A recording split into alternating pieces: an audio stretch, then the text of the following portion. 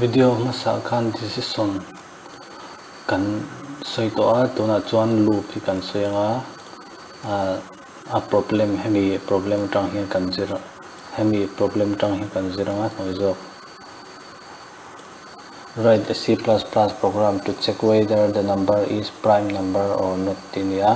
prime number 2, 2, 3, 5, 7 le adang te omzela prime number 2 number pakhat le ama ba kina semrol thelo ho ka prime number ani a hemi program in titura min zo chu number in po kan chunga chumi number chu prime number ani le ni lo kha aron soido ni kan program khan chuanin hemi tinan hianin for loop kan hmanga chuan for loop le if else condition hi kan hmang tel bok don ni chuan for loop hi hemi problem kan ti tak tak mai hian ana thodan kan sai fia photanga ls code 4 nia code 5 to ni vi code 5.cpp kan tia file thar kan siama kan type na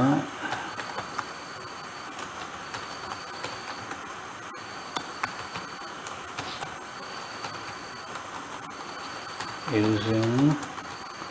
namespace std int main kan tia chuan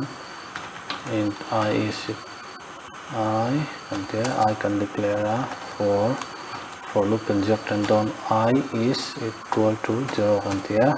I hian 1 at log don I is less than 5 kan tia hemi 5 hi chu number in do za in normally program ma modana zer khan hi chu da mai tu nia I++ kan tia chuan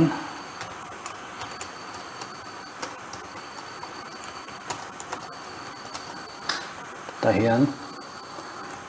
a definition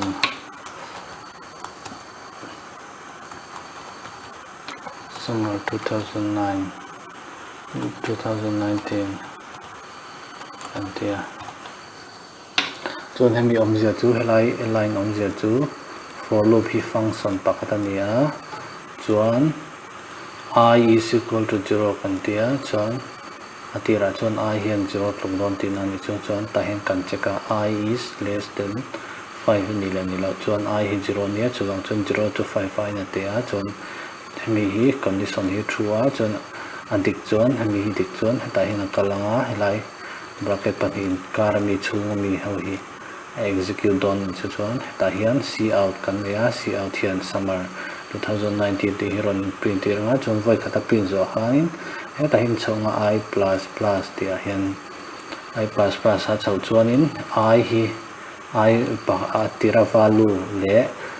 pakhat time belanga 0 plus 1 alo ninga 0 plus 1 chu 1 alo nia chuan I hi 1 alo nin thonga chuan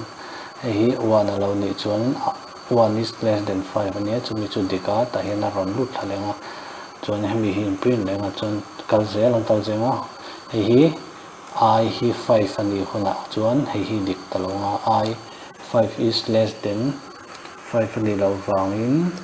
hemi hi print to longa function for loop function hin break anga chuanin loop tang hianin kan chuk to doni tuna lo run chinila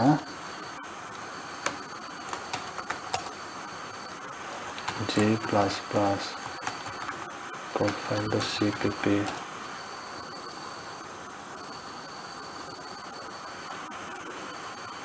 kan compile zawa compilation error omlawa kan run thinang ./a.out voi nga ron print an 1 2 3 4 5 kha for loop na thodan chuli a chuan kan problem kan solve ta kan problem in Mizo chu write a C++ program to check whether the number is prime number or not. To check atia number kan chulu tanga chumi number chu prime number ni lo kha check don ni nam hi nam hi number kan da lon to ninga hai flag hi kan thil prime number ani lo shiat nan kan hong tang kai don ni atira flag hi 0 kan tia atira flag hian 0 tluk tin an chu C out enter any number kan tia C in number kha kan lutanga nama alutanga chuan for loop ania chuan hemi chunga hian thil kan ziakang ni kan delete anga chuan chung ni pawh hi kan delete ang true kan tianga hi nam kan podokang nakida kan save do ne if num is I is equal to 0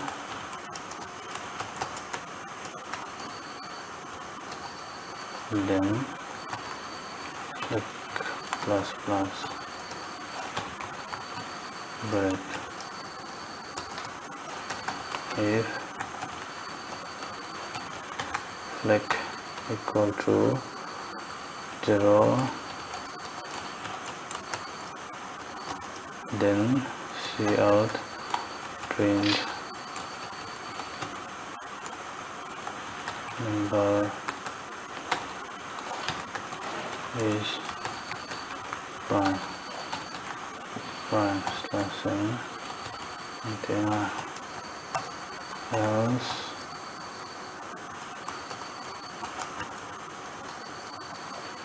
cout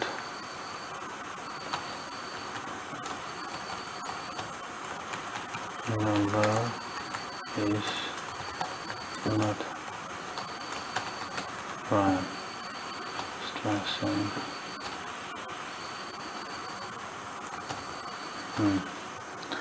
giờ chú hay là hiện chú trong in cần cho na achan chú 0 le 1 chuan semangai lawa nam hi atira chuan hi 1 ania 2 ania number kan chodakha 2 hian kan semanga chumi chu a reminder chu achuang percentage number percentage I hianin hi omje chu number hi I value hian semanga chuan achuang chuan achuang kha 0 ne na intluk letlik atluk lau kha ain tluk chuan heta hian alutanga helai chuang hian flag hi a increase anga chuan a increase chuan 1 alo nia atira 0 nia chuan kan break anga hemi loop for loop hi kan break don ni achan omje chu hemi hi flag hi 1 ani chuanin kan number chu ta prime number ani lo ti na ni chuanin antinam prime helai hianin 0 nen lo in tluk lo ta se chuang lo om ta se chu hemi chunga hin alut lo nga helai I value hi alo increase anga 1 2 tongin 3 chu chengzel chong kal chho charanga lai check zel anga chuanin hemi kan number chu thleng kha chu thlen ma kan number chu thleng kha increase anga omje chu kan number chu kha intinan sompatni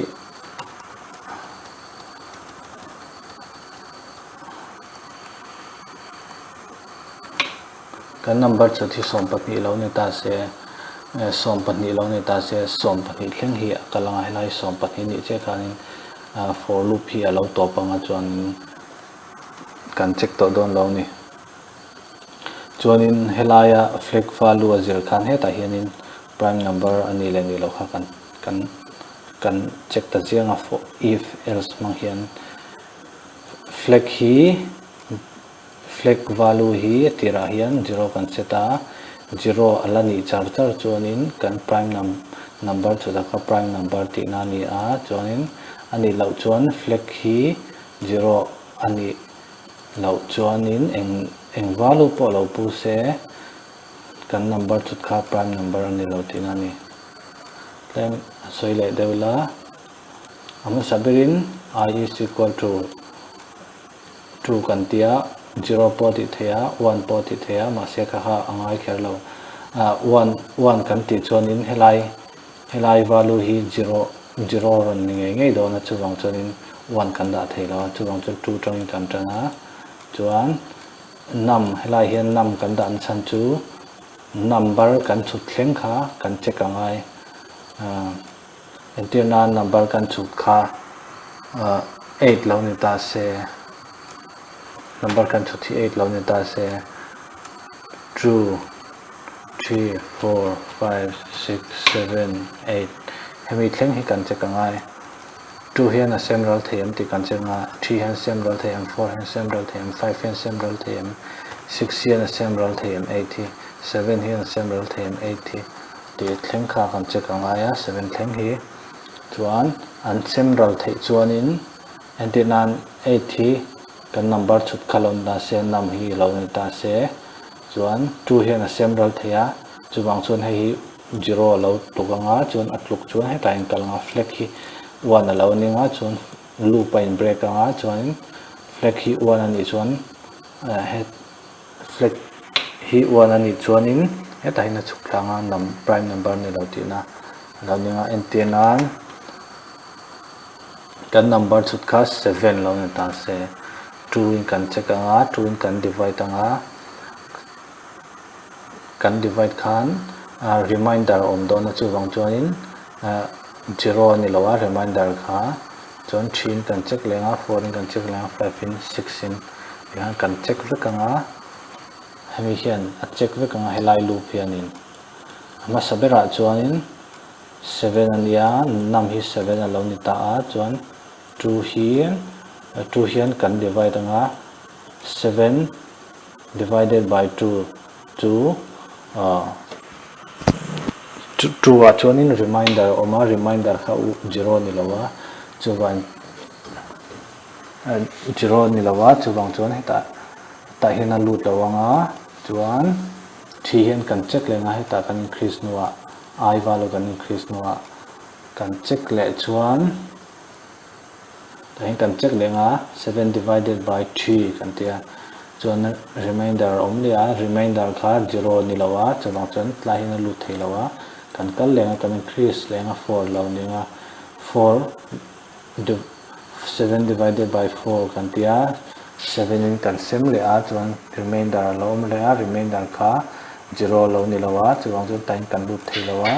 kan increase lenga 5 lo ninga chutiang za chuan 6 leng kan check nga chuan I kha 7 lo ni che khan ta hian 7 like condition hi fail a chuanin loop zong kha in break a chutiang chuanin tuna program hi kan run china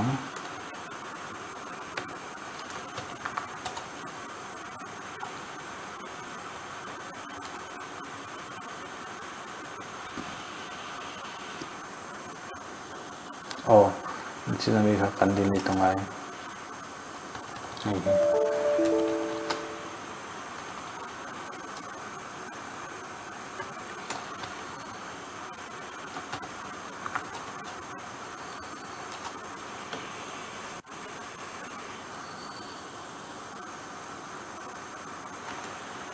slash a dot out enter any number enter nan pathum lo chutai la 3 prime number nia deka chuan enter nan 4 lo chutai la 4 is prime number ni lo chan chu patin semral theya palin semral theya patin semral thei boka chuan enter nan number len tham 1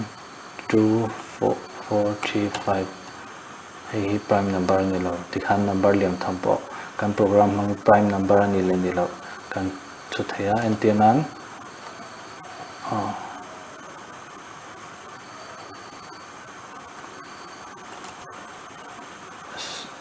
som pathum hi prime number ani ya chuwang chuan ani le ni lo kan check anga number is prime okay